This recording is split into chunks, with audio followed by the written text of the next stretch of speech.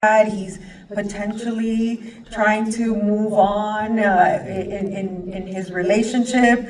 There's just so much about him. He's a friend. He's a colleague. What can you share about the writer's room and creating this character? And then Aldis, if you can follow up with bringing all of these elements into one. I might have something to say. You know, I'm gonna let my man Ben handle it. No, you know, it's interesting. I love how you even asked that question, because you just start talking about all these pieces of the person. Yeah. You didn't even talk about the fact that we started with this amazing IP. Thank you, James Patterson, for the books.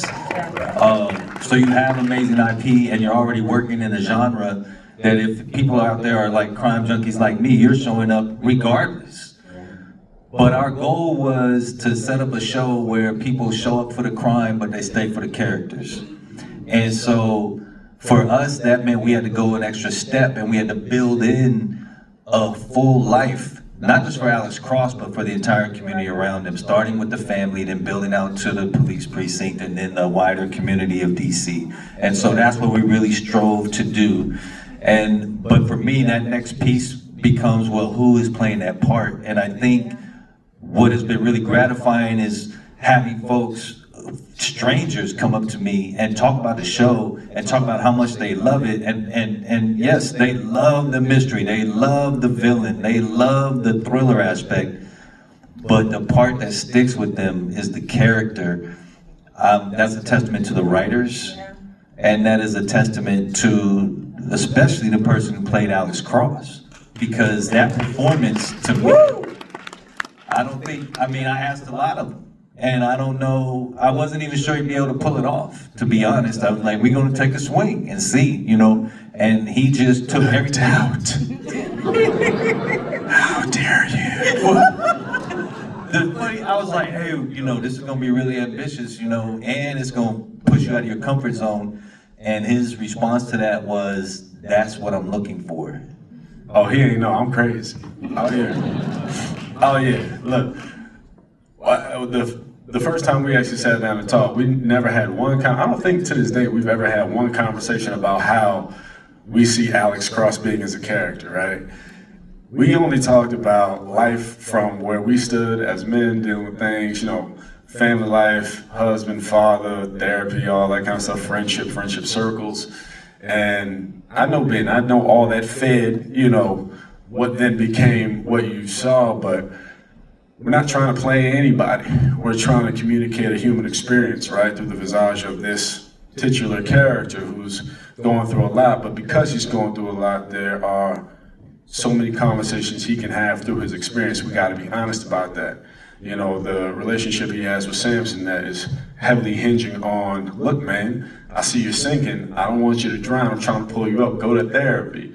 That's a conversation a lot of us have internally with our social groups, not as popularly reflected in media, but it's real for us. And the fact that we get to have that conversation, or even how Alex handles grief, those are the things that, you know, artistically I strive for the hardest. Give me the thing that's going to transform me as an artist, because you never stop learning, you never stop growing. The moment you think you got it, the moment you think there's nothing left to learn, is the moment your craft begins to die.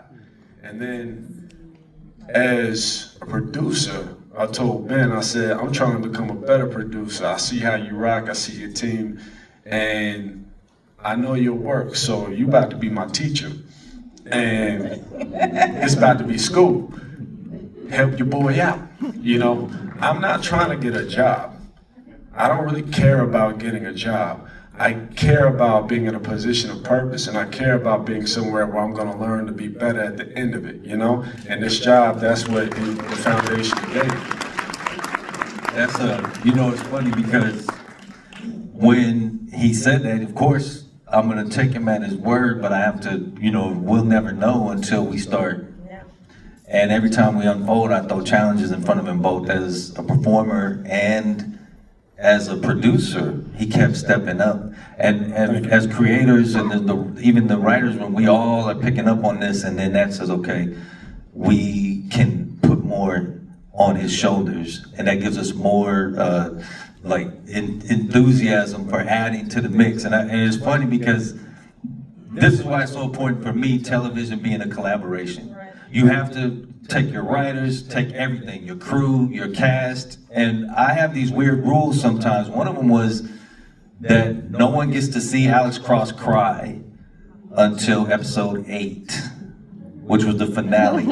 I broke that rule. He broke that rule. And so I'm watching dailies from episode 3, and I see a tear, and I'm like, oh man. It was a thug tear. Thug tears.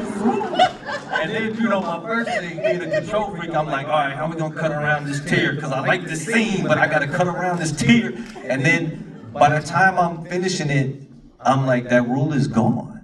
What was that scene? So it's a scene where it's Alex's anniversary. You know, is coming up for his widow, but you know, he's got this thing that he's talking to the radio. What do you call them these days? I don't know. Radio. I mean, I call them DJs. I was born in '71, so they're DJs to me. I don't know. DJ, you know, I don't know what the cool kids call it these days, but you know, he's talking to him and he's requesting a song in honor of his wife. And as he's talking to him, he's almost having like a therapy session with the DJ, going through the loss and kind of processing some of the grief.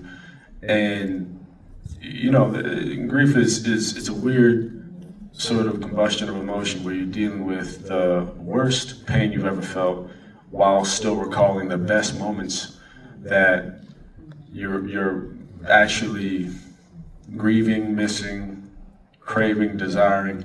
So your mind is in a flux, you know, and I just let it be. I'm like, I'm not making choices here. I'm just trying to be in the moment. This man lost his everything. What does that feel like? What does it look like? So after I carefully calculated exactly how many tears I was going to drop every scene, every time a tear came, I said, this is for Ben. Oh, he gonna be mad at this one. Let me hit 3 more tears. Ching, ching, ching. But no,